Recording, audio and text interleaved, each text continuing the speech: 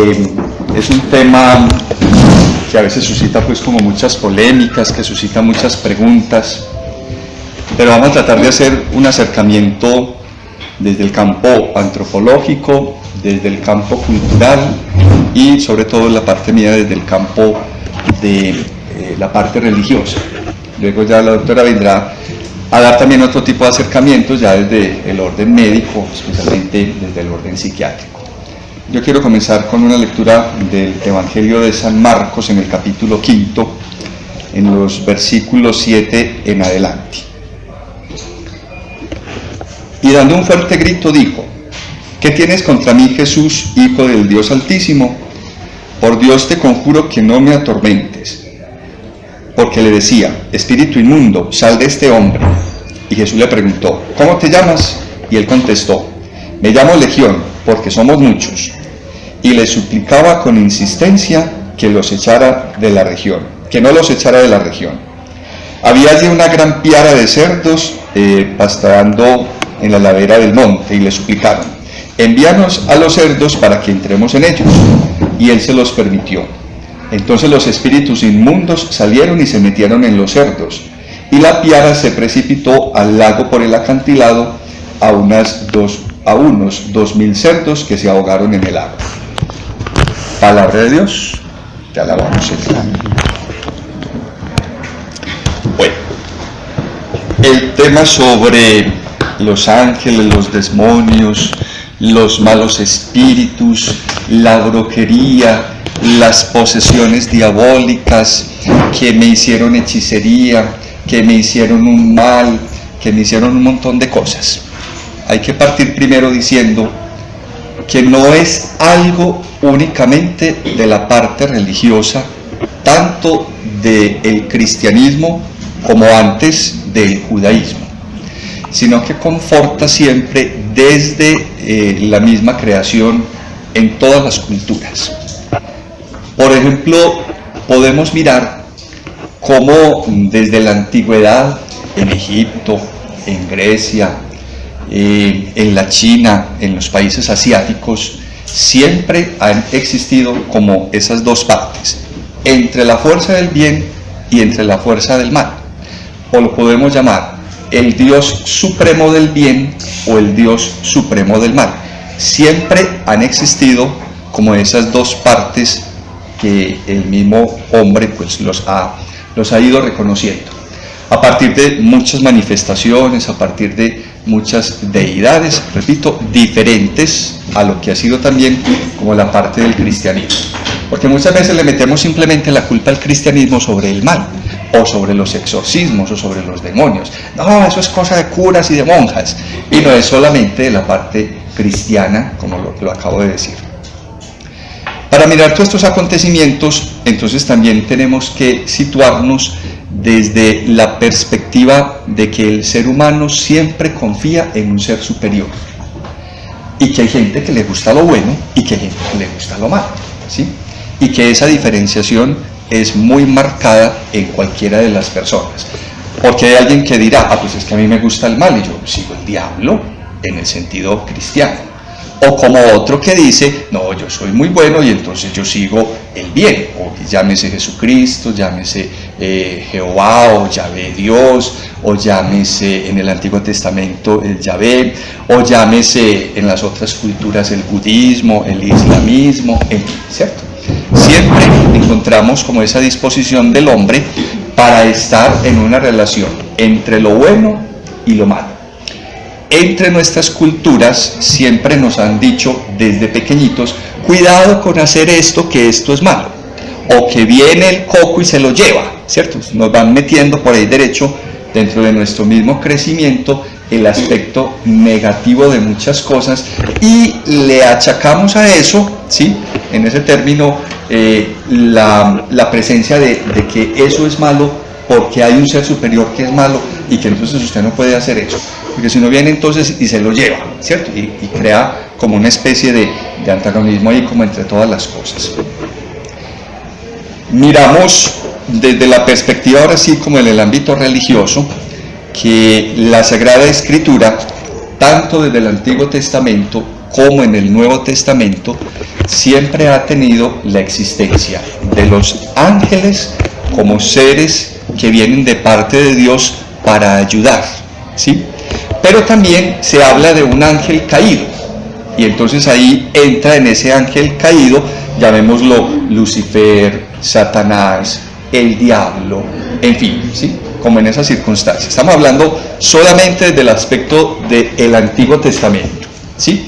Y en el Antiguo Testamento encontramos pues también muchas citas bíblicas que van mostrando cómo entre Yahvé Dios y esa fuerza del mal, llámese Satán o llámese el diablo, hay una comunicación.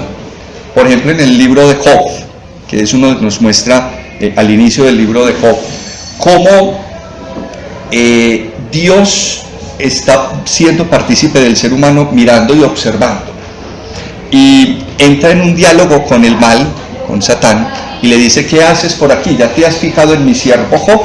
Y él le dice: sí, mira que es un hombre muy bueno. Y le dice: porque no lo ha tocado el mal.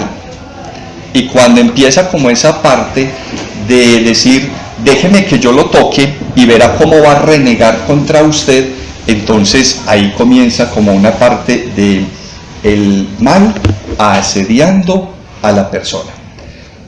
De pronto, si hemos leído la historia de Job, Job es una persona muy sufrida, y le decimos a Job que es un hombre santo por su paciencia, ¿cierto?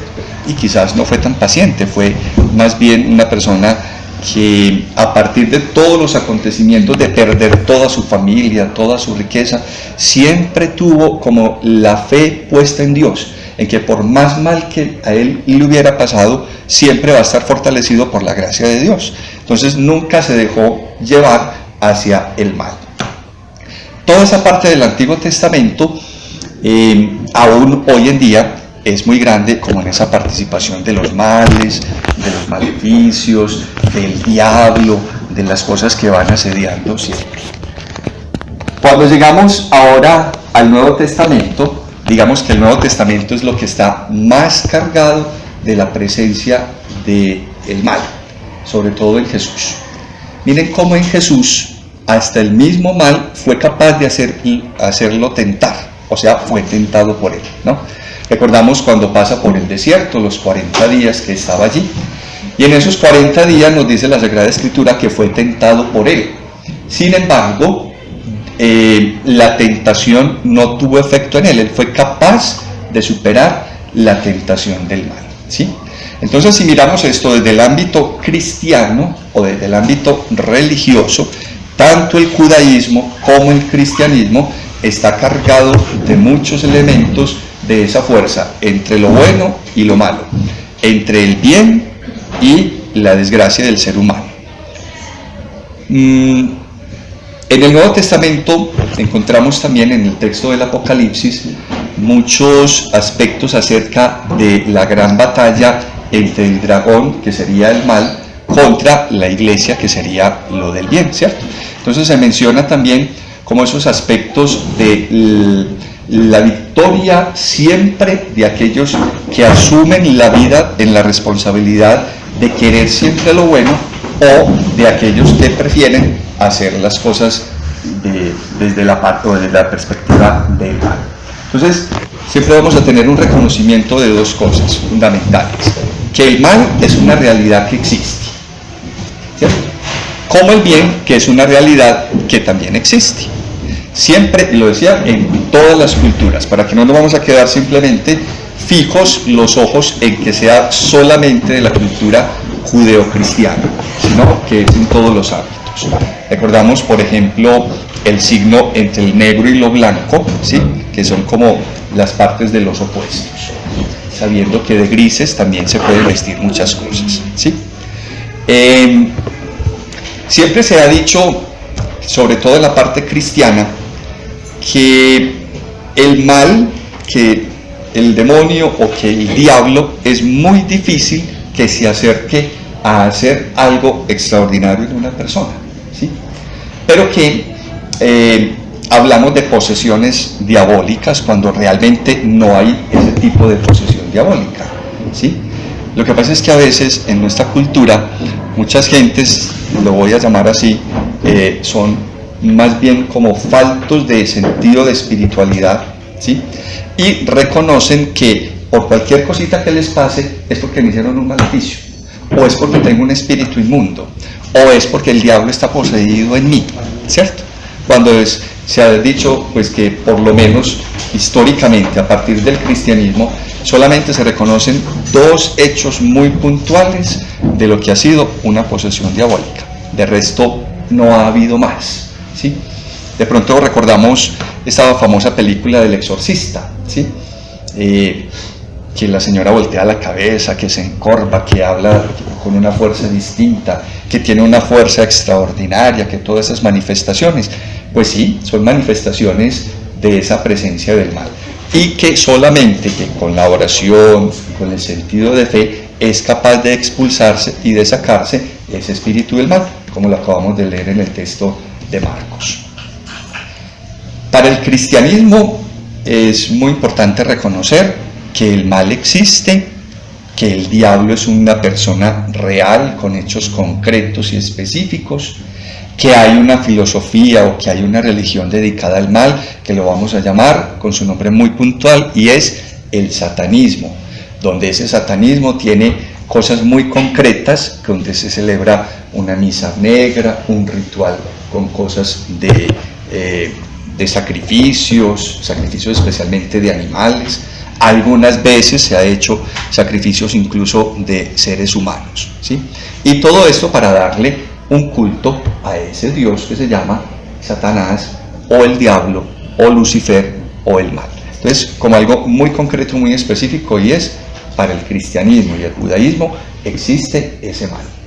Como también, pues obviamente, nosotros creo que todos somos cristianos, independientemente de cualquier sea el cristianismo, reconocemos la fuerza y la gracia de Dios en Jesucristo como el enviado, y que es capaz de liberar, y que es capaz de sacar, y que es capaz de contrarrestar todo eso que sea del mal. De hecho, siempre decimos, triunfará el bien sobre el mal. ¿Listo? Entonces, tenemos dos cosas muy concretas: la realidad del mal con su Dios, y la realidad del bien de igual manera con nuestro Dios. ¿Listo? ¿Alguna pregunta hasta ahí? Muy bien, qué bueno. Segunda parte, y es cómo actúa o cómo se manifiesta sobre todo ese sentido de las brujerías, ¿cierto? Una cosa es tener una posesión diabólica, y otra cosa es que me hacen brujería, que son cosas completamente distintas, ¿sí? Por eso el ser humano acude muchísimas veces a personas en cierta manera capacitadas para hacer cierto daño a otra persona, y esa brujería siempre va a estar invocada con el nombre del mal, de Satanás, de Lucifer, o en otras culturas en sus nombres muy distintos, ¿cierto? Pero la finalidad de esto es causarle un daño físico a una persona, o causarle un daño emocional a la persona, ¿cierto? Reconocemos entonces que dentro de la brujería están los distintos brebajes o cosas que se dan para que las personas tomen, ¿sí? O en un segundo momento, las acciones que se realizan por medio de una fotografía, de chuzar la fotografía, de hacer un muñequito y de enterrarlo.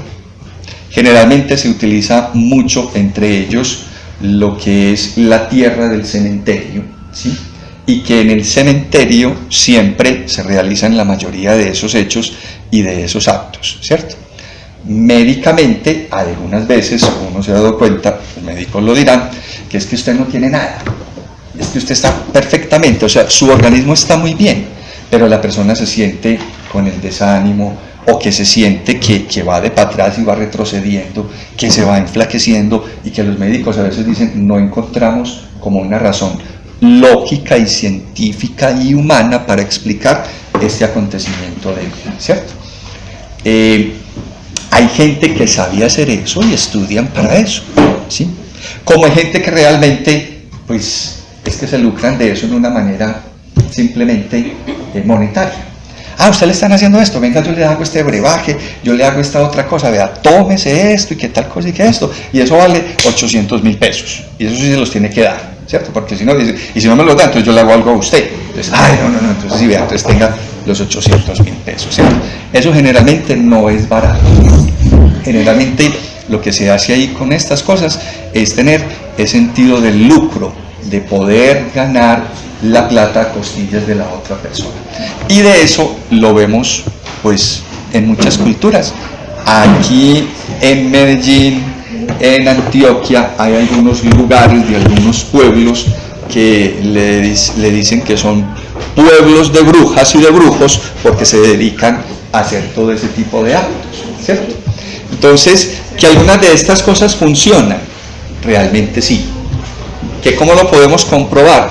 Es por el mismo hecho científico de la persona, de la enfermedad que tiene, de su retroceso en vez de seguir adelante a partir de una medicina que le puedan dar y que realmente no lo hace. ¿Qué otras cosas no funcionan? ¿Verdad? Que simplemente se deja desde la parte psicológica, desde la parte de la persona, de decir, es que yo estoy enfermo y cada vez estoy peor y estoy peor y estoy peor, ¿cierto? Los que llamamos débiles de mente, que se pueden trabajar muy fácilmente y que estas personas, como son tan manipulables, entonces siempre van a decir, estoy muy enferma, estoy muy enfermo, estoy muy mal, y que ante esas cosas, pues lo único que se hace es orar por la persona. ¿Listo? Entre nuestro medio son muy famosas las misas de sanación. Y en esas misas de sanación siempre van aquellas personas que creen que les hicieron algún tipo de beneficio, ¿sí? Entonces es normal ver en algún tipo de esas misas de sanación gente que se desmaya, gente que grita, gente que hace un montón de cosas cuando realmente de pronto lo que tiene es algún tipo de anomalía, bien sea o psicológico o psiquiátrico. Ya la doctora ahorita nos hablará un poquito acerca de ese sentido.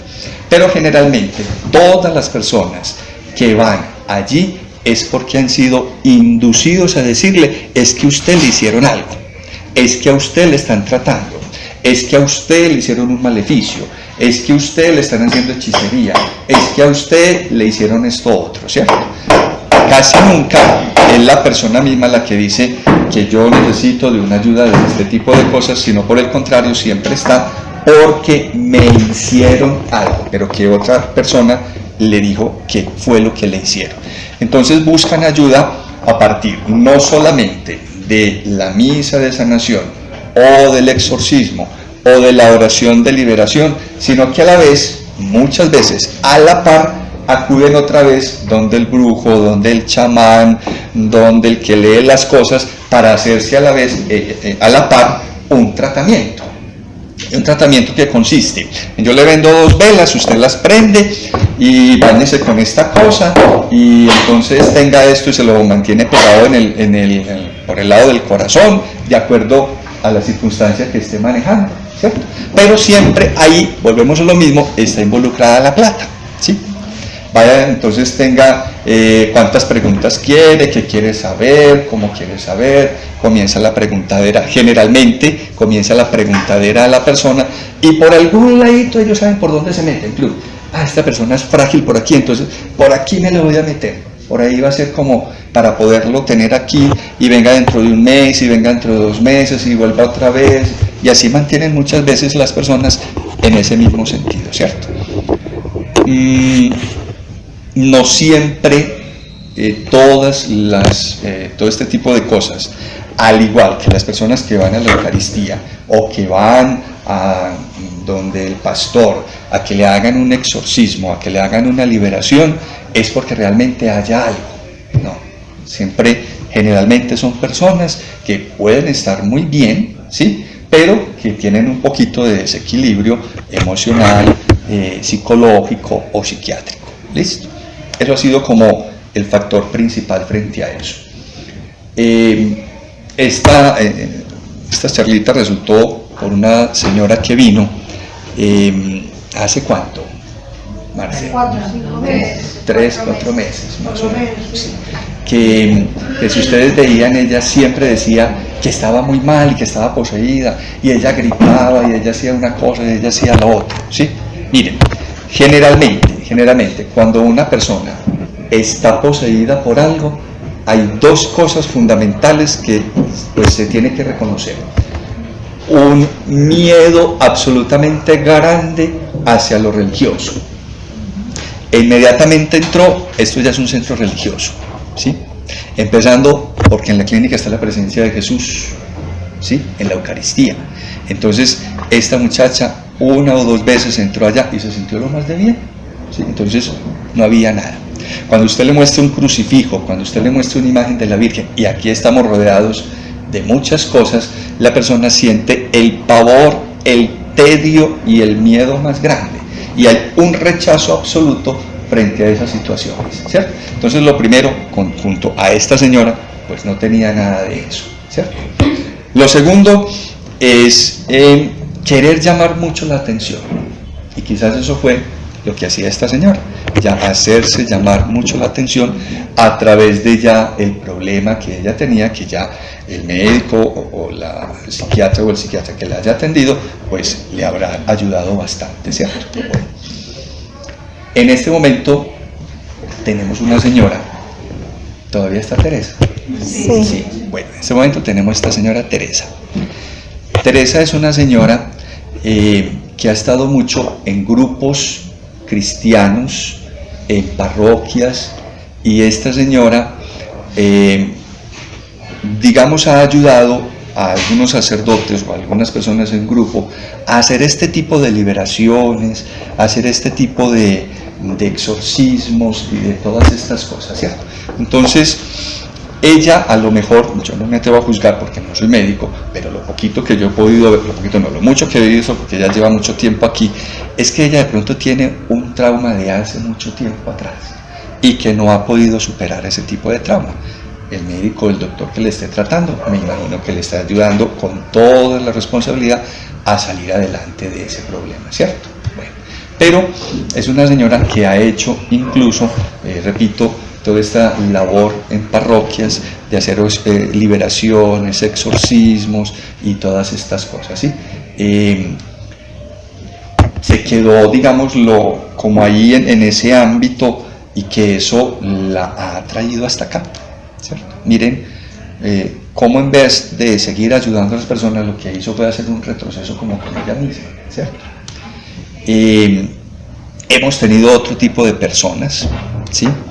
Donde realmente, recuerdo al doctor Víctor que dijo alguna vez que llegó una paciente que se le hizo todos los tratamientos debidos y que definitivamente no era nada psicológico ni psiquiátrico, que realmente sí había algo en esta persona, y para eso pues se remitió donde el exorcista de la arquidiócesis, que es un sacerdote que es delegado por el arzobispo, que estudia para eso, ¿sí? No cualquiera hace un exorcismo, debe tener una preparación, ¿sí?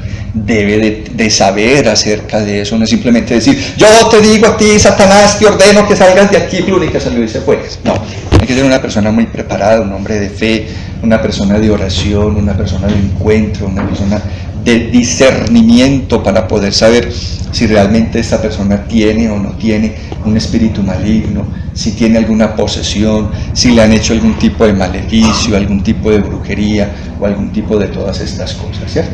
Entonces es como lo que en grandes pasos la parte de la fe, la parte de la cultura y la parte como del ser humano, lo antropológico, siempre ha desarrollado durante el transcurso de tantos miles de años que llevamos aquí viviendo en este mundo. Entonces yo quiero que nos quede como dos cosas muy concretas. ¿Que el mal existe? Sí, es cierto, ¿cierto? ¿Que se puede combatir? Claro que sí, también es cierto. Pero que el bien existe, obviamente, para nosotros personas de fe, es mucho más, digamos, la credibilidad en el bien que en el mal, sin dejar de reconocer que están las dos cosas. Que hay gente que sabe hacer brujería y todo este montón de vainas, claro que sí, que estudian para eso, que se preparan para eso y que piden ayuda obviamente de ese Dios del mal, ¿sí? Vuelvo a decirlo, el nombre de cada cultura distinto para nosotros, Lucifer, Satanás, el diablo, en fin, ¿cierto? Pero de que existe, existe. Y que quizás una de las grandes cosas que el hombre tiene referente al mal es que cuando se le rechaza y cuando no se admite que existe, es más grande ese poder para hacer daño. Cuando admitimos que existe el mal, tenemos ese conocimiento de decir, hombre, tengo que evitar hacer muchas cosas que realmente sé que me hacen daño, ¿cierto? Yo hago una pregunta. Si a mí me invitan una señora o un señor, voy a hacer un poquito de discriminación en este momentito, con las uñas pintadas de negro, bien así con ese rock pesado, donde lo que hacen a veces es hablar del diablo, porque ustedes saben, no sé si han escuchado algún tipo de esa música, que Dios, que el mal, que Satanás y que no sé qué, hablan del Dios, pero del Dios de ellos, ¿cierto? ¿Sí? Entonces, si a mí me invitan a una reunión nocturna en un cementerio a las 12 de la noche, donde vamos a sacrificar un gato, ¿usted se apuntaría ahí? No. ¿Cierto? Ya no, antes sí, posiblemente. ¿Cierto? Mire, entonces, si uno es consciente de que ese mal existe, ¿yo a qué voy a ir allí? ¿Cierto? A dejarme contagiar por eso, a dejarme llevar por la curiosidad, pero a veces la curiosidad hace que yo me involucre y que me quede ahí metido en ese mundo, en ese ámbito, y en vez de adorar a un Dios que me libera, que me salva, que me dice que hay que tratar de estar bien y de que hay que tratar de que las cosas sean mejores, lo que voy a hacer es involucrarme en un Dios que me va a decir, hombre, hay que matarse, hay que matar a otro, hay que odiar, hay que hacer el mal, hay que, bueno, todo ese montón de cosas que en esas circunstancias encontramos, ¿cierto? Entonces, no podemos dudar la fuerza del mal, pero tampoco podemos dudar la fuerza del bien. Bíblicamente, desde el contexto del judaísmo y del cristianismo, siempre habrá más fuerza del bien sobre el mal, ¿cierto? Y como lo decimos popularmente, es que somos más los buenos que los malos, ¿sí? Eso es cierto. Pero que la fuerza del mal hace más daño que la fuerza del bien, también es cierto. ¿Listo? Ante las brujerías, ante todas esas cosas, no todo es cierto. No todo es cierto. Unas que otras cosas sí funcionan y hacen mucho daño. Y ante esas cosas, obviamente, hay que hacer algo por esas personas, ¿sí? ¿Qué es hacer algo? Es orar, es hacer una oración de liberación y de exorcismo, pero les repito, que no lo hace cualquier persona, ¿cierto? Que lo hace una persona con mucha fe, con mucha entrega a esa gracia de Dios, ¿sí? Y que desde el campo, desde el aspecto psicológico y psiquiátrico, también hay que ayudarle como a que ella pueda mantener cierto equilibrio emocional y que no afecte tanto pues como a su familia, ¿cierto? Una de las grandes cosas que también pues la gente sufre mucho es no solamente el que está en ese dolor en ese momento, sino también la familia. La familia se angustia mucho al ver al otro, ¿sí? Y entonces, ¿yo qué le voy a hacer? Entonces, ¿yo qué más puedo hacer? ¿O a dónde tengo que ir? Dígame dónde tengo que ir, que yo voy, ¿sí? Y a veces los mandamos a estos otros lugares de santerismo, de esoterismo, y vemos de pronto por algunos centros comerciales que está la imagen de Buda, que está la imagen de Nirvana, que está la imagen de Cristo, que está la imagen de la Virgen, que está la imagen de los conejos, los que traen suerte, bueno, un montón de cosas ahí, como un montón de culturas, un montón de vainas ahí metidas y ahí incluidas, que uno dice, bueno, y entonces, ¿hasta dónde? ¿Cierto? ¿Bajo qué circunstancia de Dios es el que yo estoy creyendo y ante quién es la persona que yo estoy acudiendo? ¿Listo? Bueno, ¿Alguna pregunta? ¿Creen en la brujería? Que la hay, la hay. Pero no hay que creer en ella. ¿Creen en las brujas? Sí, de que las hay, las hay. O a la pregunta, ¿sí? Creer en la brujería no es decir solamente que todo el que hace eso le funciona. No, a la gran mayoría no. El que le funciona es a uno, que se deja involucrar y que se deja llevar de esas cosas, ¿sí? Pero de que el mal existe, existe. ¿Cierto? Bueno. A mí me da cierto respeto y miedo esa cosa. Sí. De verdad. Y por otro lado me pregunto muchas veces, por ejemplo, yo no creo en esas cosas, sinceramente. Tengo mi respeto y mi cierto miedo. Pero pongámosle que alguien... Bueno, mucho gusto para quienes no me conocen. Mi nombre es Vera, soy médica psiquiatra. La idea es hablar como desde el punto de vista de la psiquiatría sobre posesiones demoníacas. Empiezo con esta frase que me gusta mucho, que es del fraile Guillermo de Oca, que dice: la explicación más sencilla suele ser la más probable. Eso aplica para todo, o sea, para la vida. Generalmente si hay una explicación más probable, más simple, más clara, generalmente es la que nos va, digamos, a dar como el contexto real. Entonces, lo aplico para esta clínica. O sea, ¿dónde estamos, cierto? Estamos en una clínica psiquiátrica. Entonces, si un paciente acá nos habla de que está poseído, ¿qué es lo más probable que pase acá? Que sea una enfermedad mental, ¿sí? Entonces empiezo por ahí a modo de introducción y también pues es como un poquito una conclusión final que ahora les voy a mostrar. El contenido de la charla: inicialmente les voy a hablar sobre una breve historia de la psiquiatría, desde los demonios a las explicaciones biológicas. Después vamos a ver sobre religión, psicopatología, buenas y malas experiencias. ¿Qué sabemos los psiquiatras de las posesiones demoníacas? También vamos a hablar de enfermedades mentales que pueden confundirse con posesiones y sobre el manejo adecuado y los resultados graves de no tratar a un paciente que en realidad tiene una enfermedad mental. Bueno, entonces empezamos por la parte de historia de la psiquiatría. Esta frase también me gusta, dice: la psiquiatría pasó su infancia abriéndose paso en el frondoso bosque de la magia, luchando por convertir a los poseídos de los demonios, a las brujas y a los hechiceros en enfermos de la mente. ¿Por qué? Hace muchísimo tiempo no hay explicaciones biológicas. El ser humano, a través de los mitos y a través de otras explicaciones, digamos desde lo social, ha tratado de entender el mundo.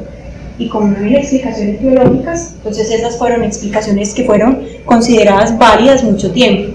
Los griegos, por ejemplo, aquí resalto específicamente a Hipócrates, que es conocido como el padre de la medicina. Él empezó a hablar de la enfermedad, no solo la enfermedad mental, todos los tipos de enfermedad, como una alteración en 4 humores, que era la bilis negra, la bilis amarilla, la parte sanguínea y la flema. Específicamente la depresión la explicaba diciendo: eso es porque tiene un desequilibrio esta persona y predomina la bilis negra. Bueno, perfecto. Los romanos, ellos muy conocidos como por la parte de la legislación, fueron los primeros que empezaron a identificar ciertas personas que, a pesar de haber cometido crímenes graves, ellos decían: esta persona debe tener alguna enfermedad de la mente. Entonces los castigos que se les asignaban a estas personas eran diferentes.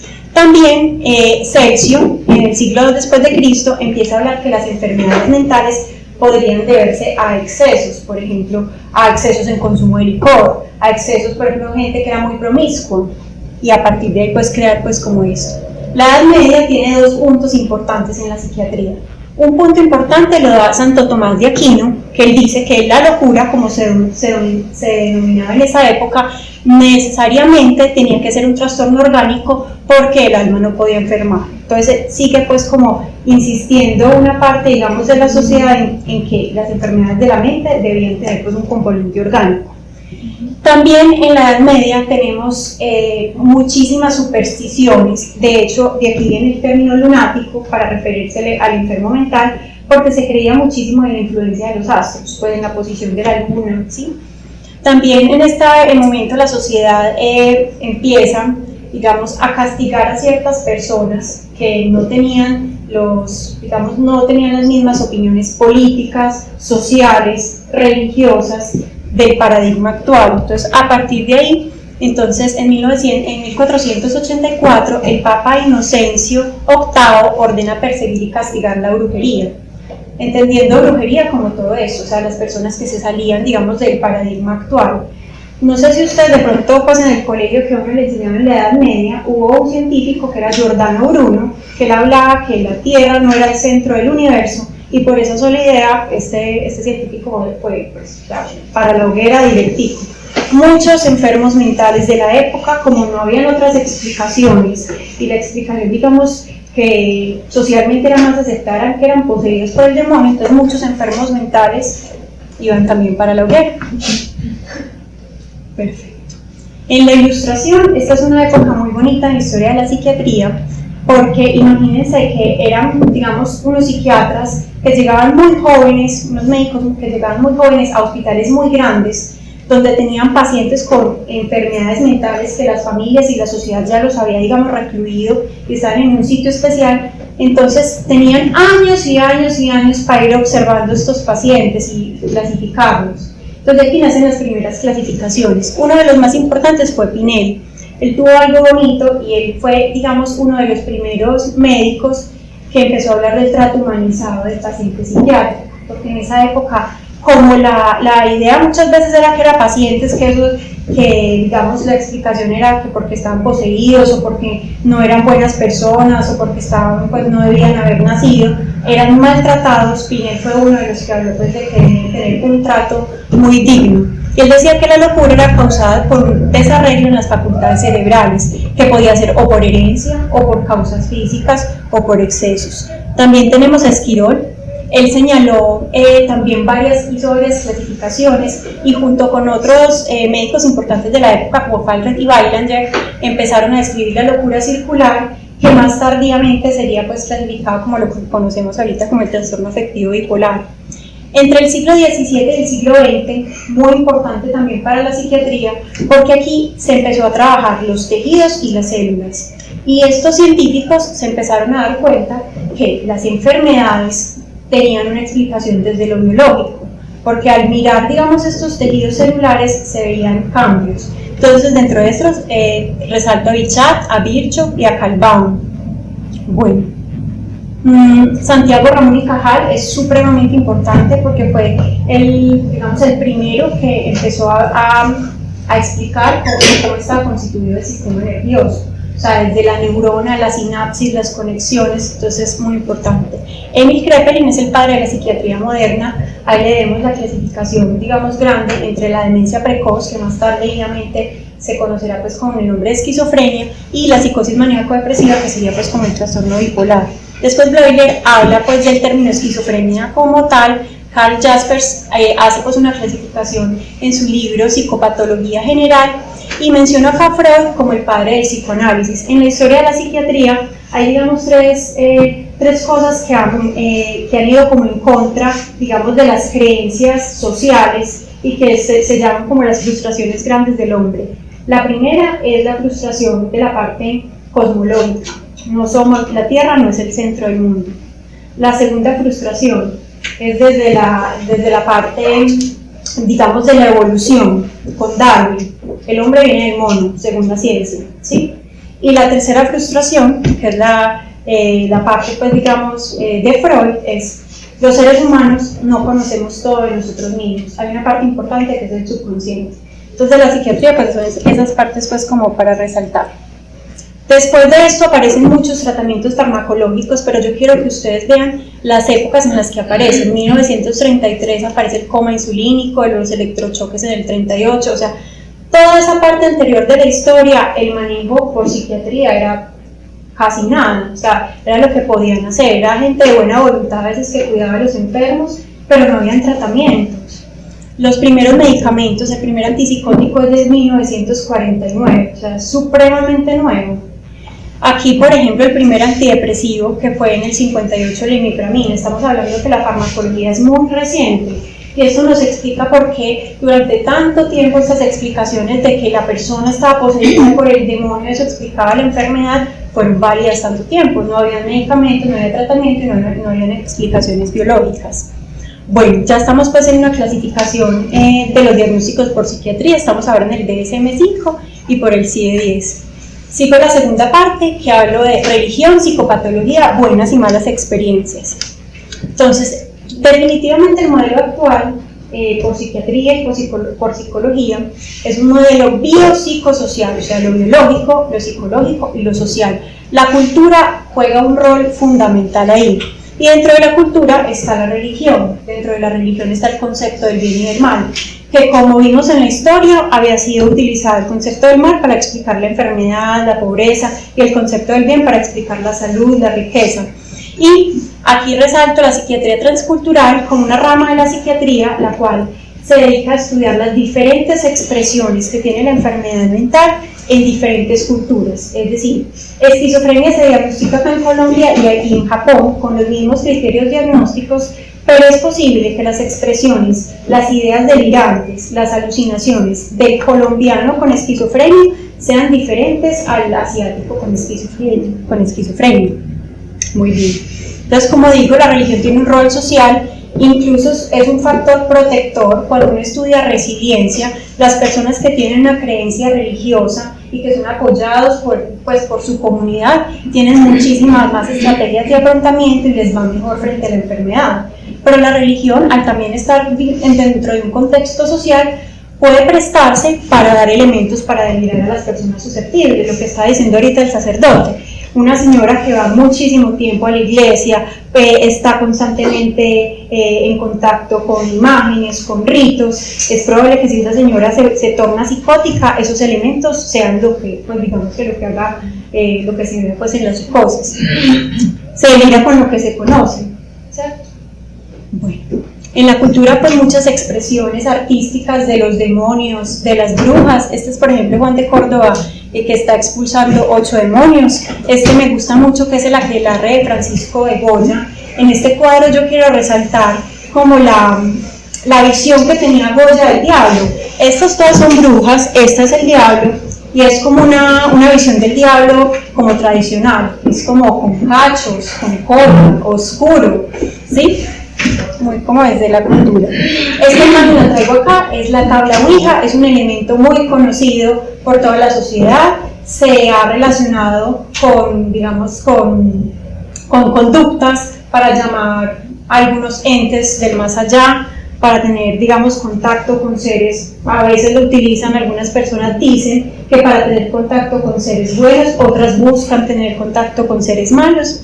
Ahorita, cuando les vaya a mostrar como la parte de psiquiatría, les quiero mostrar que este es un elemento cultural tan importante porque su significado social y su significado cultural en una persona vulnerable puede hacer que esa persona, después por ejemplo de jugar con la ouija, escuche un ruido y lo interprete a través, digamos, de la brujería o de lo paranormal, sin necesariamente ser que se le esté apareciendo pues ahí la persona que está llamando.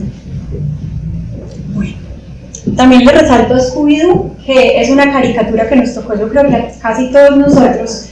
Lo resalto porque realmente tiene pues como un significado muy científico, porque eran puros casos paranormales, de fantasmas, de cosas del más allá, donde lo que descubría el equipo de Scooby-Doo era que generalmente era alguien que estaba haciendo un fraude, que se estaban disfrazando de fantasmas, que estaban buscando una ganancia, ¿cierto? Que realmente no era que lo paranormal estuviera ahí, sino que personas estaban aprovechando eso para atemorizar a otras y sacar ganancias. Bueno, creencias religiosas que hicieron daño. Como ahorita dijo muy bien el sacerdote, esto de posesiones no es exclusivo de la religión católica, en otras religiones también se habla sobre eso, incluso en algunas culturas de la parte de África, cuando un niño, por ejemplo, el nacimiento de un niño coincide con un hecho nefasto para el pueblo, o cuando nacen con algunas malformaciones, estos niños son considerados brujos y expulsados del sitio de vivienda, porque consideran que dejarlo ahí pues, puede ser un peligro. Entonces este es el caso de un niño que después le dieron el nombre Hope, que lo encontró una activista de Dinamarca. Ella lo rescató, finalmente era un niño que estaba muy enfermo porque estaba desnutrido, había sido considerado un niño brujo, pero ya el niño pues está estudiando, gordito y saludable. Entonces esta es, digamos, como una expresión negativa a través de una creencia religiosa. Y también hay creencias religiosas que ayudan. Aprovecho pues para poner la nuestra, que es una comunidad que nace a partir de 3 personas, San Benito Meni, María Josefa Recio y María Angustias. El lema era caridad y ciencia. Cuando estuve viendo eso, es importante que sean las dos cosas, porque caridad es muy importante, pero ciencia también, o sea, no desconocer el paradigma científico, porque eso hace que podamos ayudar mucho más a nuestros pacientes. Bueno, las posesiones según la religión católica, según lo que sabe una psiquiatra. ¿Listo? Bueno, entonces, signos sugestivos de posesión demoníaca. Mi texto guía fue de un libro que se llama El ocaso del diablo, que es de la Universidad Pontificia Bolivariana, que me gustó mucho como bibliografía porque el libro es escrito por un filósofo, un teólogo, y hay capítulos donde intervienen también psiquiatras, entonces es una visión como completa.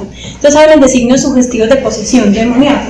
Uno de ellos es la glosolalia, es decir, expresarse que debe ser correctamente en lenguas que la persona previamente desconocía. Esto es diferente al paciente en manía que tenemos por acá, que a veces nos habla y nos chacotea en inglés. Eso no es glosolalia, ¿cierto? O decir el paciente que está hablando en latín, pero yo no sé hablar latín, entonces ¿cómo voy a decir yo que está hablando latín? Eso hay que verificarlo de alguna manera, ¿sí? Criptognosis es describir la existencia de objetos distantes, es decir, que el paciente estando acá en la clínica, por ejemplo, sepa dónde dejó el celular el sacerdote en la casa, que lo dejó debajo de tal parte, sin haber estado. Y el sansonismo, que es una fuerza superior a la esperable según su edad y condición. Ojo que esa parte de condición, los pacientes psicóticos tienen más fuerza que un paciente no psicótico. Entonces esto no es un criterio, pues que el paciente se agite, no es un criterio de sansonismo, tiene que ser realmente una fuerza pues excesiva. Lori, igual la glosolalia también se puede ocurrir en accidentes cerebrovasculares.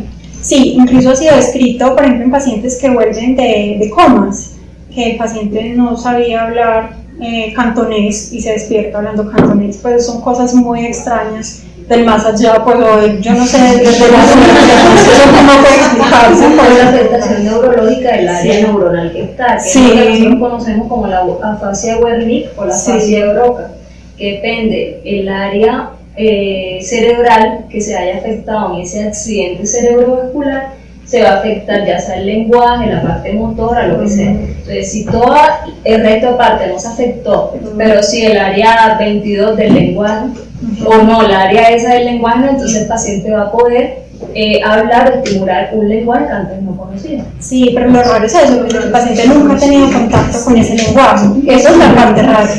Yo puedo despertar hablando chino, si nunca he hablado chino. Hay casos muy raros.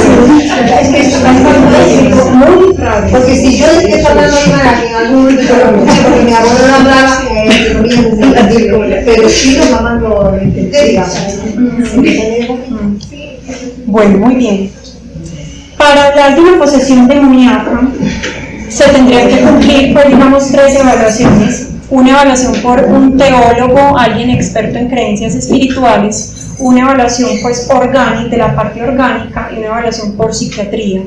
El psiquiatra y a través también de la evaluación orgánica tiene que haber pues descartado que se trate de una enfermedad mental o otro tipo de enfermedad para empezar a pensar que de pronto el paciente esté poseído. Solo se puede realizar el exorcismo por alguien pues que tenga la capacitación, que fue ahorita de lo que nos habló el sacerdote, y que debe tener la autorización de un obispo pues o de alguien superior. Este estudio es súper interesante. Bueno, doctora. Sí. Ante eso es que, de hecho, en la arquidiócesis de Medellín y en otras diócesis, anteriormente, digamos hace 5 o 6 años atrás, se hacía una misa, por decir algo, aquí en el Espíritu Santo, y que era una misa de liberación y de todo eso. Entonces llegaba cualquier padre y venían y hacían un montón de cosas, ¿sí? Pero los templos se nos estaban llenando de un montón de gente que tenía cierto sentido, que diablo de satanismo, posesiones o por ejemplo. Entonces se reguló y dijo, no, solamente en la diócesis habrá 1 o 2 sacerdotes que son los estrictamente establecidos para hacer ese tipo de exorcismos, y solamente con ellos se consulta. Exactamente, no puede ser cualquiera. Bueno, este estudio es un estudio sobre posesión demoníaca en Medellín. El estudio estuvo constituido por 2 médicos psiquiatras, ya pues llevan mucho tiempo ejerciendo, un teólogo y un sociólogo historiador. captaron 31 individuos, de ellos eran 29 mujeres y 2 hombres, que estaban recibiendo terapias de exorcismo por sacerdotes católicos en Medellín en el año 2001. ¿Qué se dieron cuenta? Pues que el promedio de edad eran 33 años, la mayoría de estrato 2-3, generalmente el grado de escolaridad era bachillerato o bachillerato incompleto, casi todos desempleados, con carencias afectivas e historia de trauma. Cuando psiquiatría lo evalúa, se da cuenta de lo siguiente: 24 tenían diagnóstico psiquiátrico de un trastorno disociativo o de conversión, 2 estaban completamente psicóticos, tenían esquizofrenia, 2 tenían un trastorno por uso de sustancias psicoactivas y habían hecho episodios exotóxicos, 2 tenían trastornos de ansiedad o depresión, un paciente tenía delirium, o sea, el delirium son síntomas psiquiátricos, pero a raíz de una enfermedad orgánica generalmente severa. El delirium es un marcador de mortalidad, pues de mortalidad, o sea que es muy grave que le estuvieran haciendo un exorcismo a estos pacientes y a este paciente con delirium, que usted, pues, uno dice, ¿cómo pasó? Y después de la valoración de todo este equipo, vieron que nadie realmente estaba poseído. Entonces, las conclusiones de este estudio eran que todos requerían ayuda médica psiquiátrica y o psicológica, y de hecho solamente un paciente había ido a una consulta de psiquiatría que había abandonado el tratamiento. El exorcismo reforzaba los síntomas psicóticos. Entonces un paciente piensa que le están haciendo brujería o piensa que está poseído, le empiezan a hacer el exorcismo, sal, entonces el paciente inmediatamente reacciona, se agita, o sea, es negativo. Que el diagnóstico de posesión demoníaca por parte del exorcista a veces se debía a que éste desconocía sobre enfermedad mental. Lo que a uno le dicen en medicina al principio, uno solo diagnostica lo que conoce. Si uno no conoce otra enfermedad, uno no la puede diagnosticar, entonces también por desconocimiento. Y que en algunos casos el exorcismo podía generar trastorno de estrés postraumático. Estamos hablando pues de un grupo de pacientes que todos eran pues de psiquiatría realmente. Bueno, enfermedades mentales que pueden tener como síntoma la sensación de estar poseído. Entonces el trastorno disociativo, el trastorno conversivo, la esquizofrenia, el trastorno bipolar o la depresión unipolar psicótica, los trastornos de personalidad y otras psicosis y simulaciones. ¿Por qué pueden confundirse? Porque las ideas delirantes, cuando yo hablo de idea delirante me estoy refiriendo a una idea que no es real, que no es compartida por su grupo social, que el paciente está absolutamente convertido en esta idea y tú no lo puedes convencer de lo contrario, o sea que es una idea completamente irreductible. Porque estas ideas delirantes a veces pueden tener contenido místico, religioso y errante, ¿sí? Las alteraciones sensoperceptivas, específicamente las alucinaciones, que vienen siendo pues como una percepción sin objeto, es decir, yo estar aquí y ver un ave pasando o escuchar una voz sin que nadie me esté hablando, también pueden tener este contenido. Los síntomas disociativos igual, y el paciente simulador, que es el que vamos a ver al final, si él está buscando alguna ganancia, puede decir que está poseído, para que le den dinero o para alguna ganancia, ¿sí? Bueno, perfecto. Trastorno disociativo de la personalidad, trance o posesión. Entonces, de la parte de la disociación se explica como una desintegración de todo lo que forma el ser, ¿sí? Es decir, hay una desintegración de la conciencia, de la memoria, de la identidad, de las emociones y la percepción. También puede haber una alteración del control y la conducta.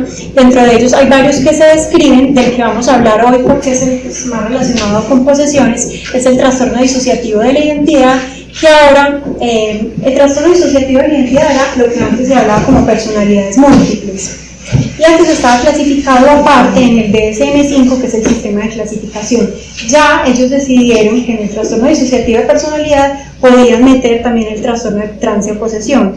Cuando se habla de trastorno disociativo de trance y posesión, no se está refiriendo a que el paciente realmente esté poseído, sino que está disociado, tiene una enfermedad mental, y se le pone este nombre porque es la manifestación psicopatológica, pero no quiere decir pues que esté poseído, ¿sí? Bueno.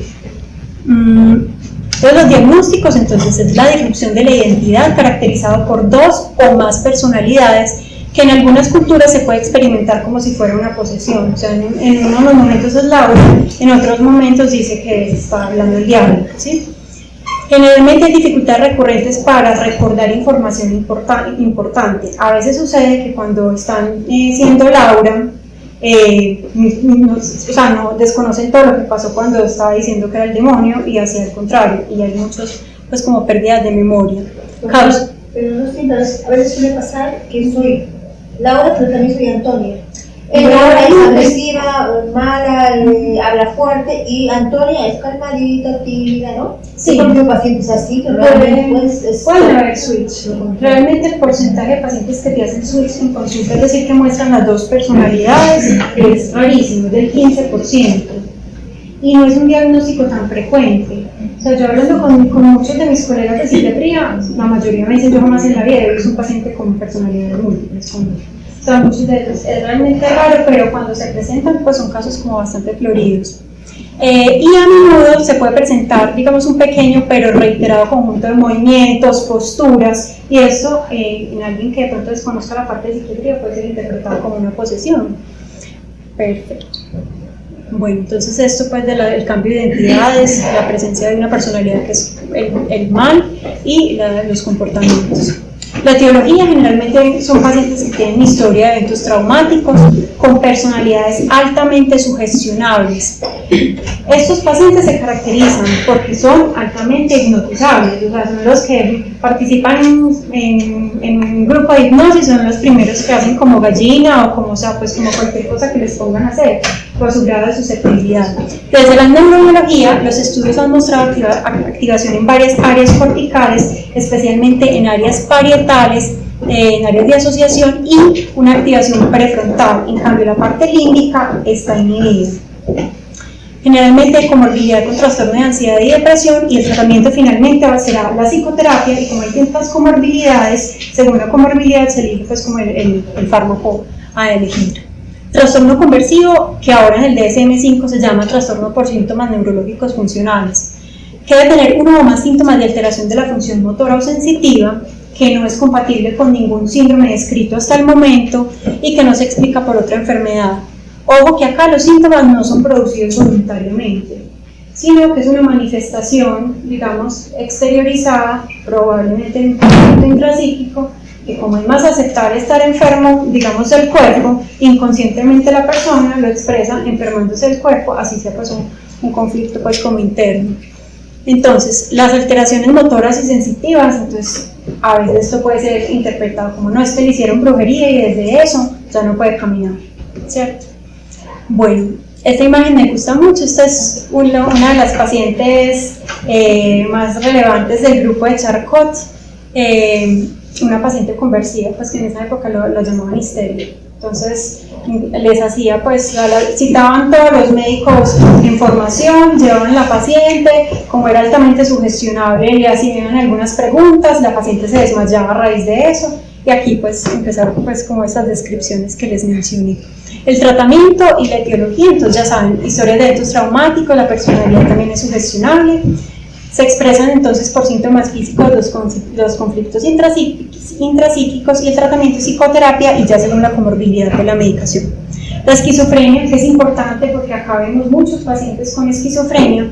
Entonces se habla de esquizofrenia cuando hay dos o más de los siguientes síntomas que estén muy activos por un mes, pero que es al menos un periodo, digamos, de 6 meses, donde estos se encuentren atenuados o que tengan, digamos, pues como menos severidad pues que en este mes. Entonces son las ideas delirantes, las alucinaciones, el lenguaje desorganizado, comportamiento catatónico o gravemente desorganizado, y los síntomas negativos. Todo esto, si alguien desconoce enfermedad mental, puede ser fácilmente interpretado como una posesión, porque muchas veces las ideas de daño son ideas de daño de brujería.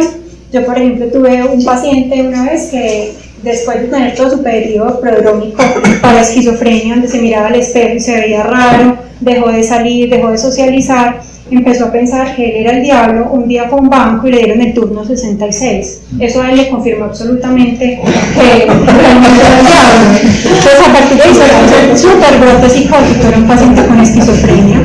Muy bien. Bueno, entonces también pues estas otras características. Bueno,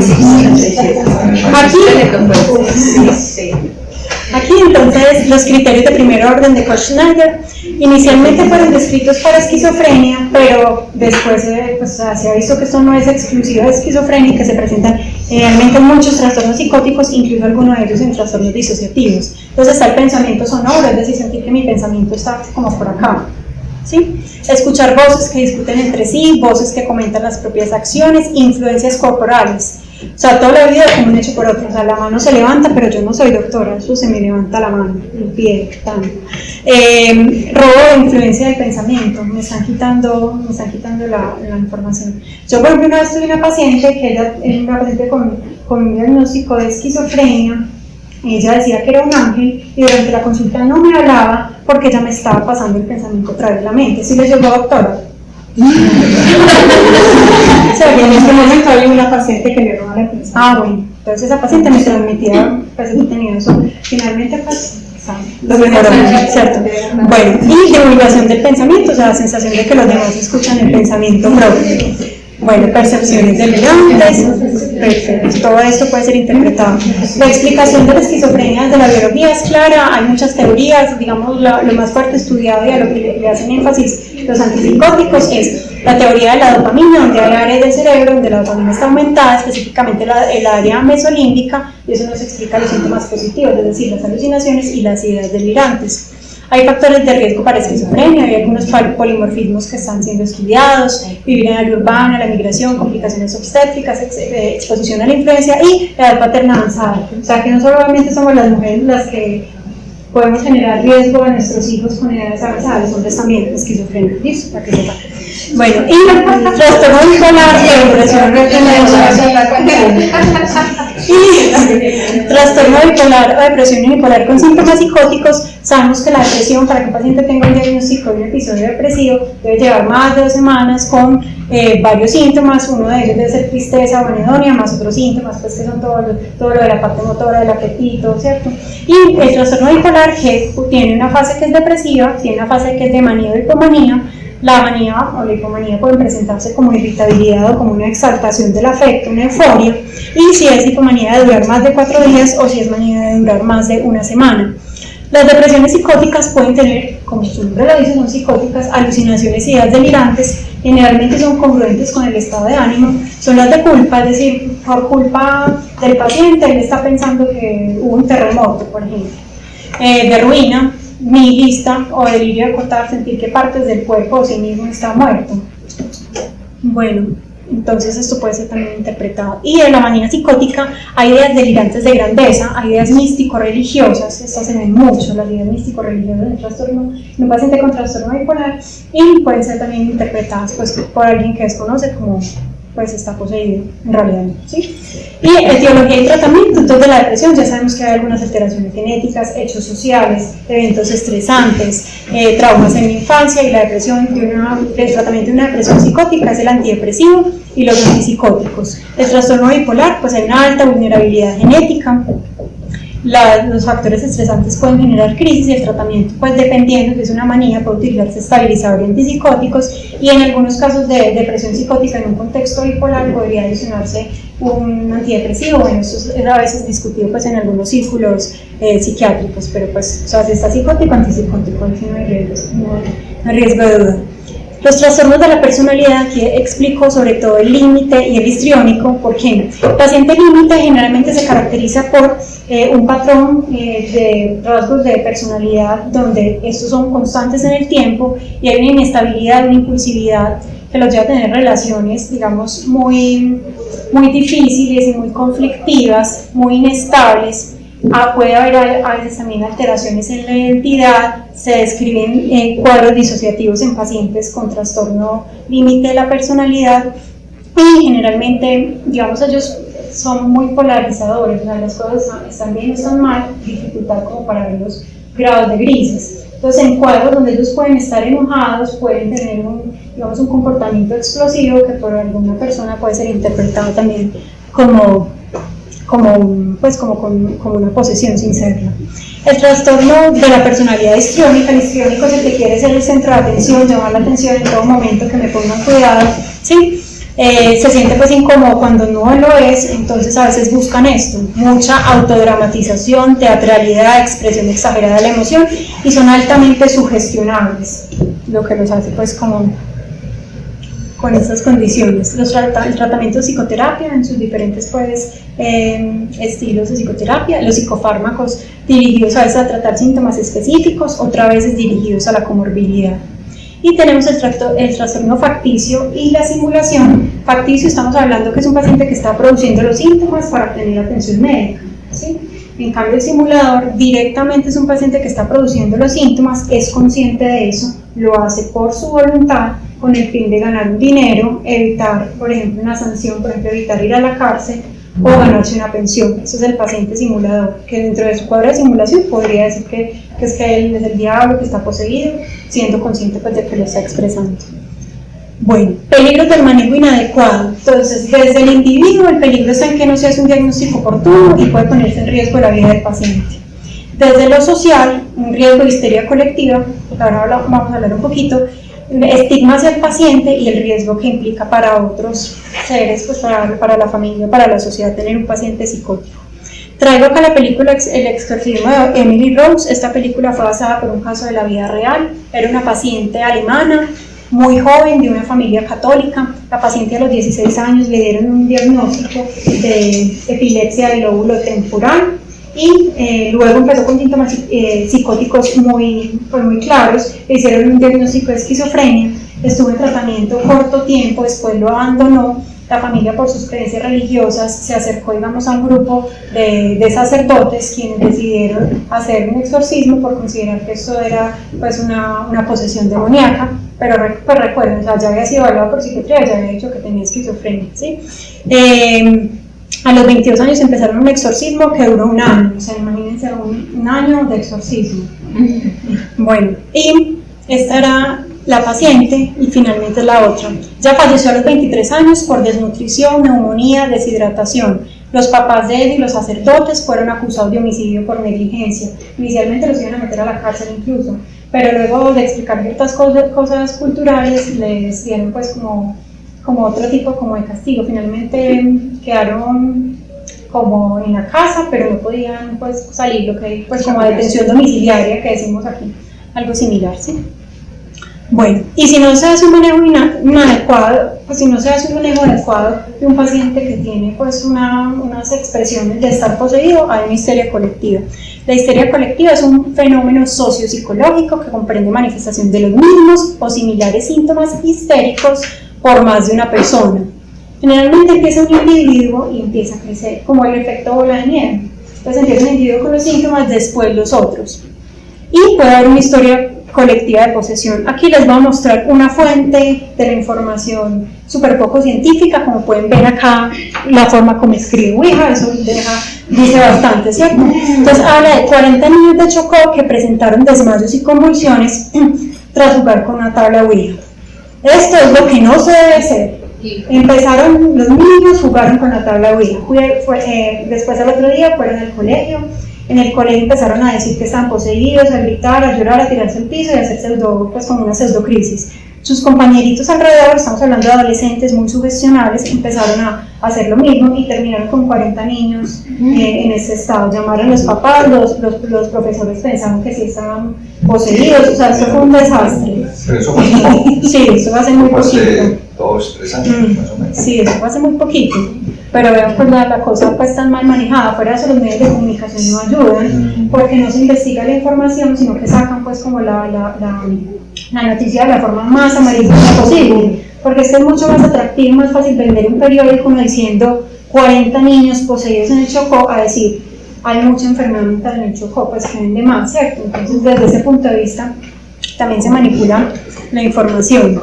Y aquí les quiero traer, aunque no es de posesión, pero sí es un caso claro, es lo de las niñas de Carmen de Bolívar. Este es un comunicado que sacó la Asociación Colombiana de Ginecología y Obstetricia, porque todas estas niñas del Carmen de Bolívar que se estaban desmayando, que estaban con problemas neurológicos, que se estaba pensando que era la vacuna, que entrevistaban a todos los papás y los papás indignados porque su hija no estaba teniendo, pues porque no le habían hecho exámenes por tales cosas.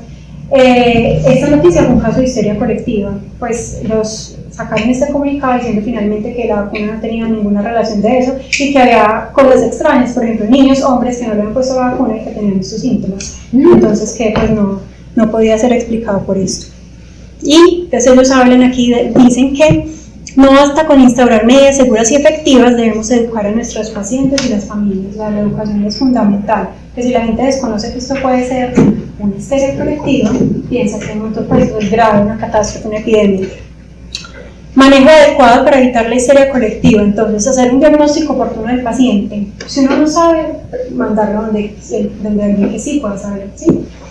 Evitar que la escena se convierta en un show, alejar el público. Entonces inmediatamente la persona, el paciente, empieza a tirarse al piso, a gritar, y hay otros pacientes alrededor, esos pacientes deben ser dirigidos a otro lugar, porque el show pues estimula más la presentación de estos síntomas. Explicarle a los presentes que la persona está actuando así porque tiene síntomas psiquiátricos o porque está muy angustiada, que los síntomas van a ir mejorando. Recordar el poder de la sugestión en este tipo de pacientes. O sea, si todo el mundo le dice, no, está poseído, es súper grave, pues se va a cronificar. En cambio, si le dicen, esto va a mejorar, esto es producto de que estaba muy estresado y va a mejorar en el tiempo, probablemente mejora. Siempre pensar que se trata de una enfermedad mental hasta que se demuestre lo contrario. Queda muy mal nosotros aquí como personal de salud empezar a hacer diagnósticos de posesión sabiendo que el paciente pues viene con un diagnóstico de psiquiatría. Esto no puede pasar. No mostrarse dudoso ni ponerse al nivel de los pacientes, o sea, si están gritando, o sea, no salir uno ahí detrás con ellos pues pensando eso, sino pues tener una posición firme, estable. Todos nosotros tenemos creencias que son respetables, ¿cierto? Pero aquí estamos actuando como profesionales del área de la salud. Entonces, en ese caso, pues actuar con estos pasos y si hay alguna duda, hablar con el psiquiatra y con el sacerdote para que oriente pues el caso. Perfecto. Bueno, la enfermedad pues mental tiene una explicación biopsicosocial. La religión es parte fundamental de la cultura y como tal puede ser un factor protector en la estrategia de afrontamiento o ser un factor patoplástico de expresión de síntomas psiquiátricos. La mayoría de posesiones demoníacas no lo son, sino que representan síntomas de enfermedad mental.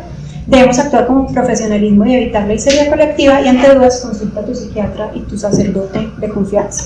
Listo, entonces ¿dónde estamos? En una clínica psiquiátrica, que es lo más probable que tenga el paciente, una enfermedad mental. Listo, gracias.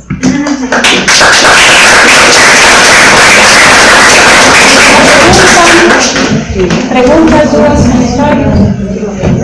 ¿Por qué muchos enfermos siempre dicen yo soy Dios, yo soy el Hijo de la Virgen, claro. Yo soy, porque siempre como en el aspecto religioso? ¿Qué tanto tiene que ver como la parte familiar o del entorno para eso? Claro, porque los seres humanos nos enfermamos de la mente con lo que conocemos, con lo que somos como individuo, con lo que somos como cultura. Acá vivimos en una sociedad que es cristiana, católica, ¿cierto? Entonces las ideas megalomaníacas, las ideas de grandeza suelen presentarse en ese contexto cultural. Por lo general son eso, o son tengo mucha plata, yo soy Pablo Escobar, o la otra idea que se presenta mucho es yo soy la Virgen María. Por ejemplo, tuve una paciente que ella decía que ella era la Virgen del Carmen porque ella era virgen y porque se llamaba María del Carmen. Entonces era una paciente bipolar que pues a partir de ese silogismo errado sacó esa conclusión. Entonces por eso es por el rol de la cultura. En otras culturas indígenas no se presenta, pues que no se han tenido contacto, por ejemplo con la parte católica cristiana, no se presentan estas ideas de yo soy la Virgen porque ellos no conocen el concepto de la Virgen, ¿cierto? Es diferente. Probablemente en ellos, la psiquiatría transcultural lo que ha mostrado es que las ideas megalomaníacas es de yo soy el Dios, el Dios Alá, ajá, pero es por el rol de la cultura básicamente. ¿Alguna otra pregunta?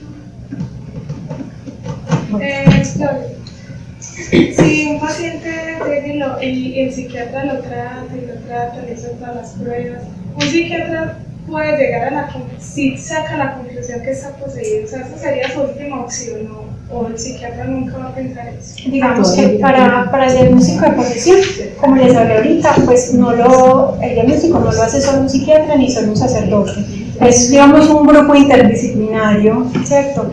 Debe ser después de que el psiquiatra haya descartado una enfermedad mental. El hecho de que un paciente psiquiátrico no mejore no quiere decir que está poseído, porque hay muchos pacientes que son crónicos, como pasa con el cáncer. Hay ciertos tipos de leucemias que tienen tratamiento y mejoran, pero hay ciertos tipos de leucemias que el paciente fallece, ¿sí?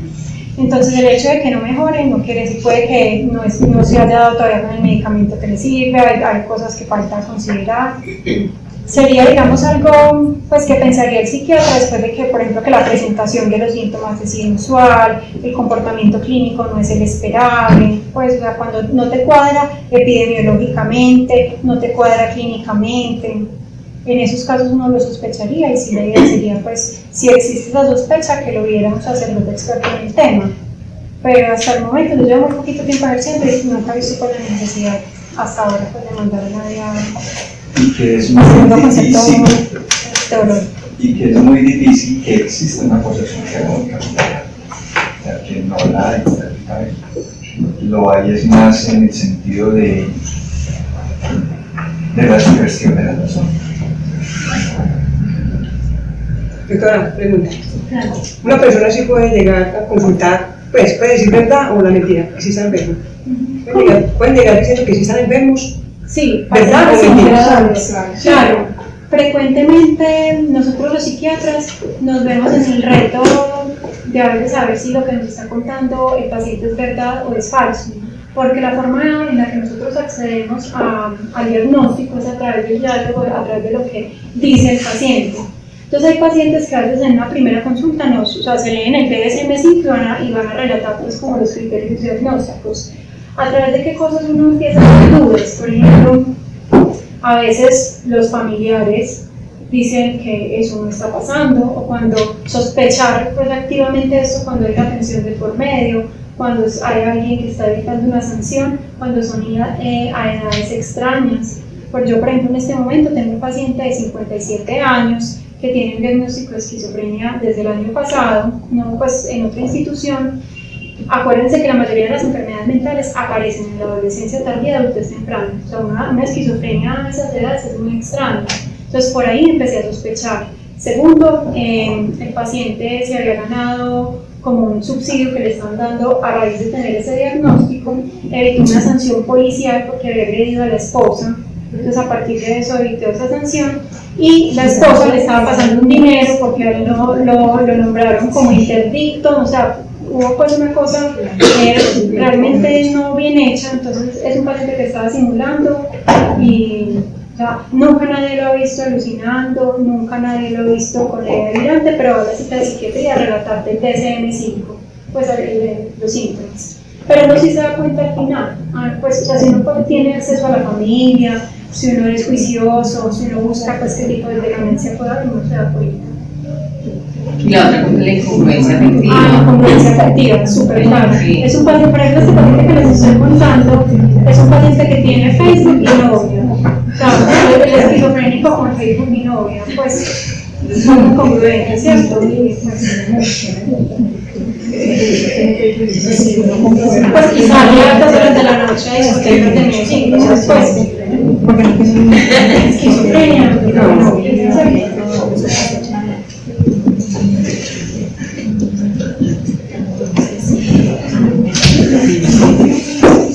Bueno. Pues muchas gracias, muy chévere la exposición y la visión desde lo religioso y desde el conocimiento del Padre, y Gloria pues también la preparación que hizo. Muchas gracias a los dos y creo que nos aclararon muchas cosas que era chévere, fue una charla muy apetecida.